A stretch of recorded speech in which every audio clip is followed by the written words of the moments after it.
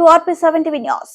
వలస కార్మికులతో తక్కువ కూలీతో పని చేయించడం వలన స్థానిక కూలీలకు ఉపాధి లేక పస్తులు ఉండాల్సిన పరిస్థితి ఏర్పడిందని ప్రభుత్వం జోక్యం చేసుకుని వెంటనే స్థానిక కూలీలకు ఉపాధి కల్పించేలా చర్యలు తీసుకోవాలని ఏఐటియుసి రాజన్న సిరిసిల్ల జిల్లా శాఖ ప్రధాన కార్యదర్శి కడారి రాము ప్రభుత్వాన్ని డిమాండ్ చేశారు. సిరిసిల్లలో ఆయన మీడియాతో మాట్లాడుతూ లేబర్ అడ్డాల మీద కార్మికులకు విశ్రాంతి గదులను ఏర్పాటు చేసి లేబర్ కార్డులు, ప్రమాద బీమా సౌకర్యాలు కల్పించాలని ఆయన డిమాండ్ చేశారు.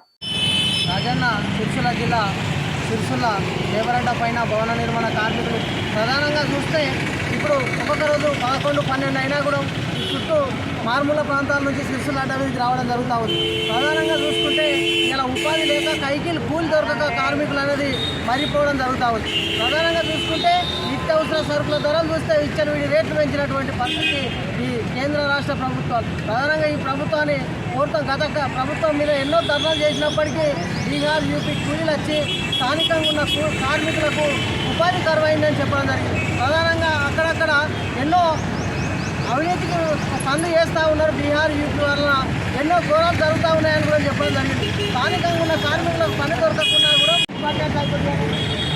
బీహార్, యూపీ కూలీలు వచ్చి ఎన్నో ఇబ్బందులు జరుగుతూ ఉన్నా కూడా ఇలా స్థానికంగా ఉన్న కార్మికులకు ఉపాధి కరువైనటువంటి పరిస్థితి ఈ సిరిసిల్ల జిల్లాలో ఉన్నది. ప్రధానంగా మేము ఈ రాష్ట్ర మంత్రి గారిని కోరేది ఏంటంటే స్థానికంగా ఉన్న కార్మికులకు ఉపాధి కరువైంది. ఇలా అడ్డాల మీద మేము విశ్రాంతి గదుల కోసం ఎన్నో దరఖాస్తులు పెట్టుకున్నప్పటికీ విశ్రాంతి గదులు లేవు. హెల్త్ కార్డులు కావాలని పెట్టుకున్నప్పుడు హెల్త్ కార్డు లేవు. అదే పింఛన్ సౌకర్యం కావాలని పెట్టినాం. పింఛన్ సౌకర్యం కూడా భవన నిర్మాణ కార్మికులకు లేదు. అదేవిధంగా ఇప్పుడు ఈ ప్రభుత్వాన్ని కోరుతూ ఉన్నాం, వెంటనే అడ్డ మీద విశ్రాంతి గదులు కానీ తాగునీరు సౌకర్యం కానీ కల్పించాలి. ఈ యొక్క అడ్డాల మీద బీహార్, యూపీ కూలీలను ఎల్లగొట్టే పరిస్థితి స్థానికంగా ఉన్న కార్మికులకు ఉపాధి కల్పించాలని ఈ ప్రభుత్వాన్ని కోరుతా ఉన్నాం.